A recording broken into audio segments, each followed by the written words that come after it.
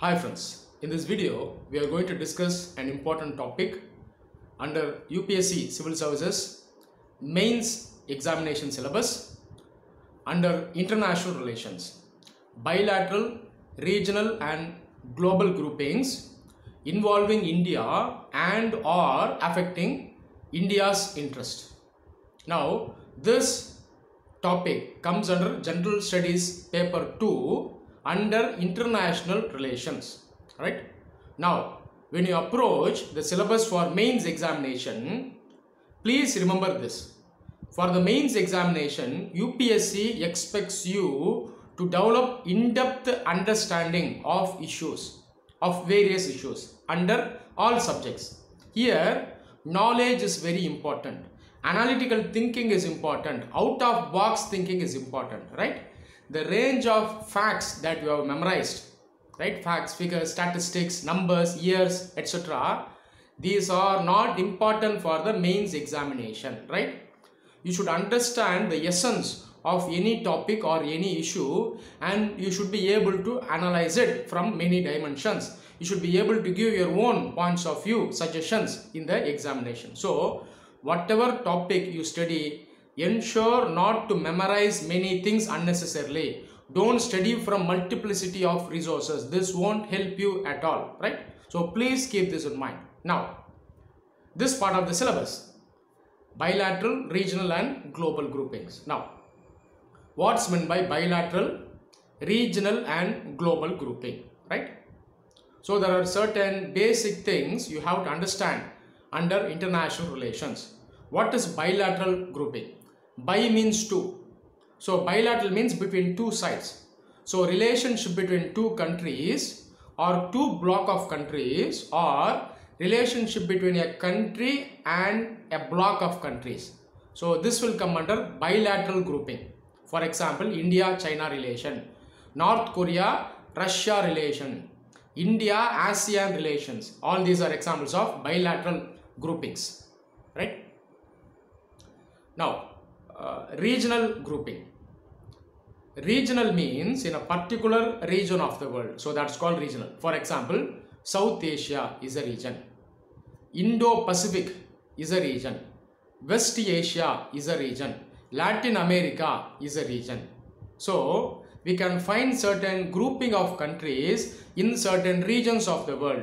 So these are all called regional groupings. For example, ASEAN in the Southeast Asian region, SAARC in the South Asian region, right? Mercosur in the Latin American region, right? So these are all examples of regional grouping. Global grouping, as the name implies, refers to grouping of many countries of the world. For example, United Nations, UN, Nuclear Suppliers Group, NSG. These are all examples of global grouping.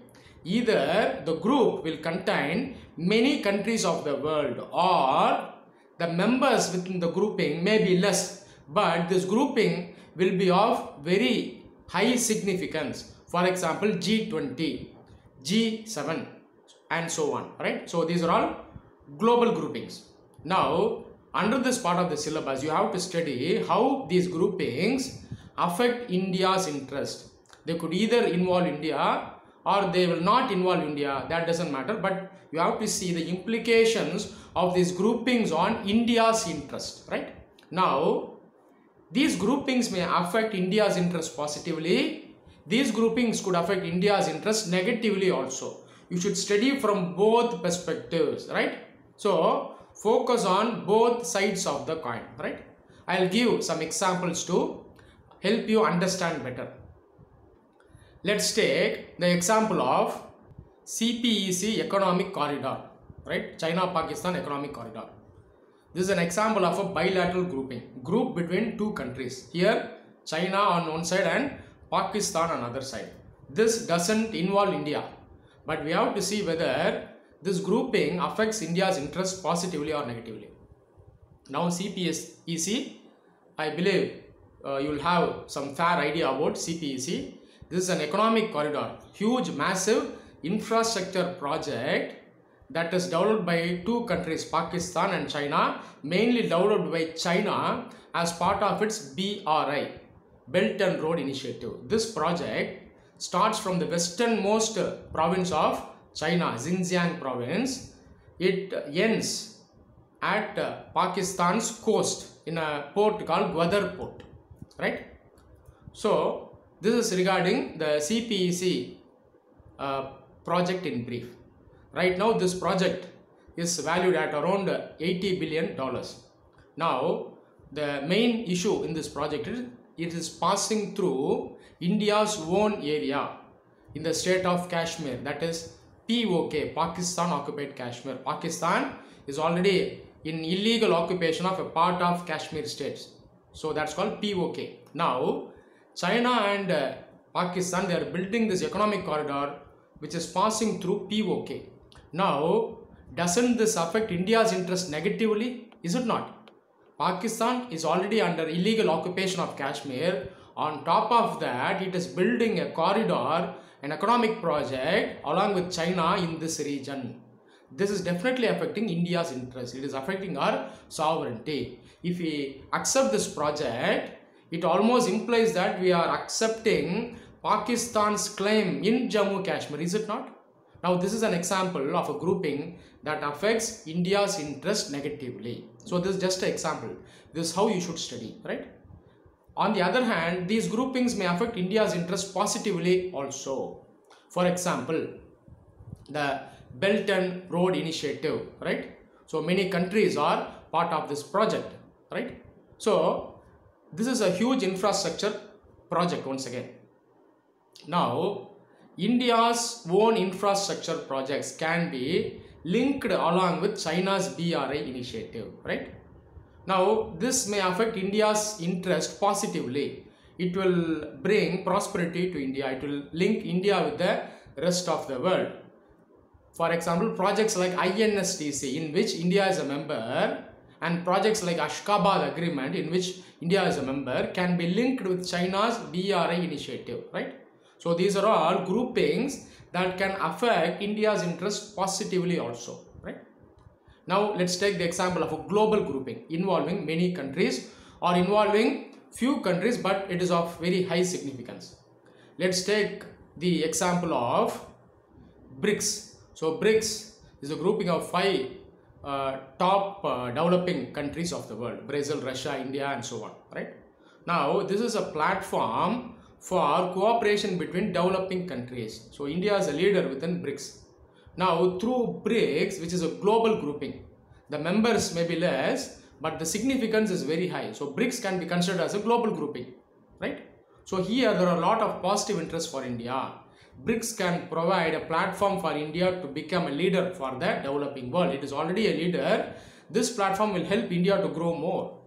Through BRICS platform, we can bargain for the common interest of all developing countries. Through BRICS platform, we can have good friendship with China. At the same time, we can check China's dominance.